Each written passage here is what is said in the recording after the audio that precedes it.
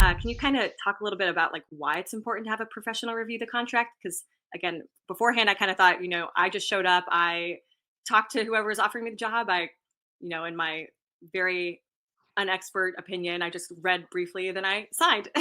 So yeah, can you talk a little bit about that? Yeah, I mean, I think that's the more common route, right? That you just mentioned. Like, I think most people do go through it and they want to trust their employers and they sign the contract. And unfortunately, administration moves around just like you guys do. So the person that you're dealing with and that you're talking to on the contract may not be there 2 or 3 years from now when the problem comes in. And Mhm. so what we find is that a lot of the verbal promises that recruitment makes, or a lot of the verbal promises maybe that an administrator makes, they may have good intentions of following through on that, but the next person coming in may not, even though that it's supposed to exist. And then they go back to your contract, and if the contract is bare on that topic or doesn't have it well defined, that's where problems come in.